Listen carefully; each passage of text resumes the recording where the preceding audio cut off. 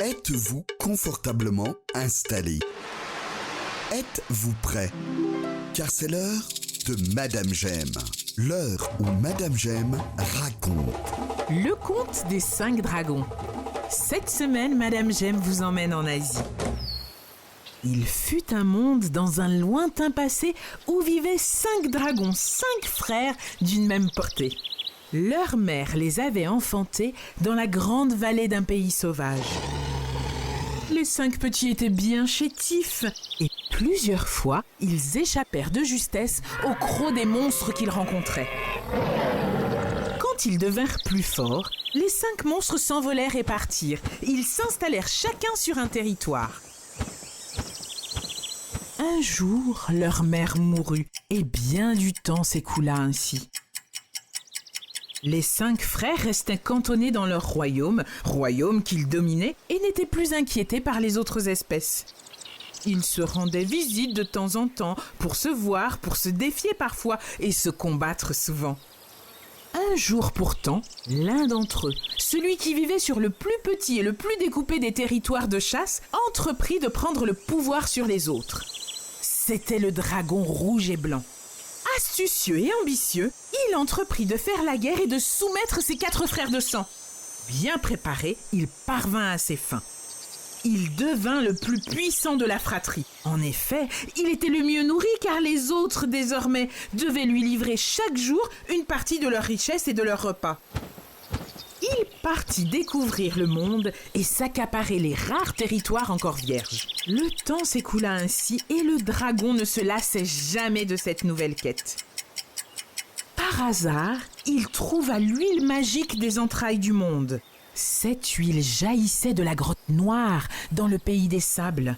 C'était un élixir magique qui avait emmagasiné une puissance infinie depuis la nuit des temps et qui n'attendait qu'un dragon assoiffé de pouvoir pour se déverser en lui. Et c'est ce qui arriva.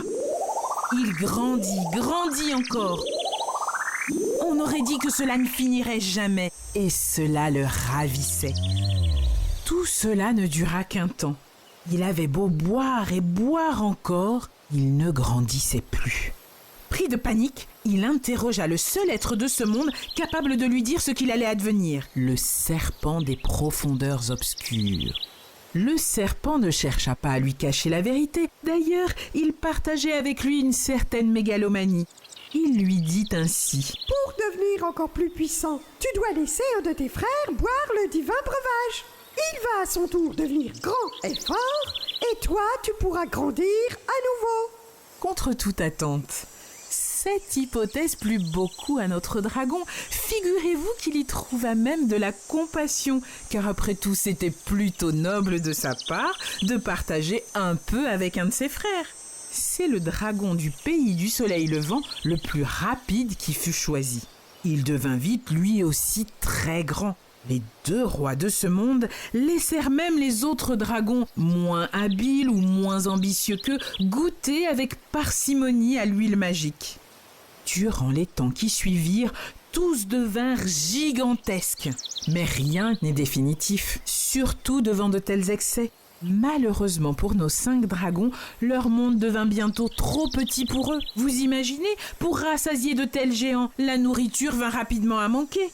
Les autres espèces décimées étaient en train de disparaître.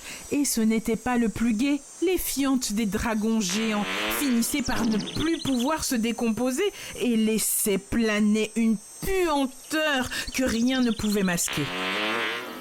Par ailleurs, les 5 frères étaient devenus de plus en plus dépendants les uns des autres pour manger. Bien que rivaux dans l'âme, ils étaient désormais tous liés.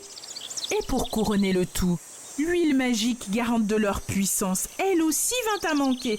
Impossible de continuer de la partager, en tout cas sans arrière-pensée. Les 5 dragons se trouvèrent ainsi devant une impasse et un terrible dilemme. Accepter de maigrir, de rapetisser le premier, c'était à coup sûr se faire dévorer par les autres.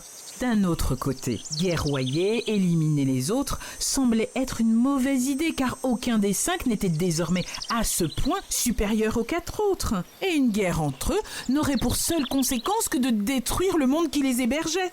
Le dragon rouge et blanc ne pouvait imaginer voir son frère, le dragon du soleil levant, prendre le dessus sur lui. Alors il s'évertuait à contenir ses velléités. Dans cette situation critique pour tous, c'était devenu sa seule préoccupation. Mais pris à son propre jeu de pouvoir, il ne contrôlait plus rien. Il lui restait la force physique, alors chaque jour, il répétait à son frère du soleil levant. Si un jour il te venait à l'esprit de ne plus vouloir me nourrir, toi qui en as tant profité, fais attention, j'aurai toujours assez de force pour te barrer l'entrée de la grotte noire. Et à ce moment-là, tu n'auras plus accès à l'huile. Le dragon du soleil levant, qui lui aussi savait être aussi arrogant que son frère, en eut assez de ses faux-semblants. Ce jour-là, le monde vacilla. À côté du gouffre, il passa, mais ne trébucha pas. Le temps du changement était venu. Pour la première fois, les 5 dragons prirent conscience que la solution ne pouvait venir que d'eux-mêmes réunis. Ils se réunirent donc autour d'un grand feu et s'écoutèrent vraiment. La fin de cette histoire n'est pas écrite. Ce n'est pas là faire preuve d'ironie, c'est juste qu'elle n'est pas finie. Cela ne nous empêche pas de dire que la morale de cette histoire tient dans ce dicton. Seul on va plus vite, ensemble on va plus loin. Pour encore plus de contes, abonnez-vous. Madame Jem est disponible sur vos plateformes de podcast ainsi que sur YouTube, Instagram et Facebook.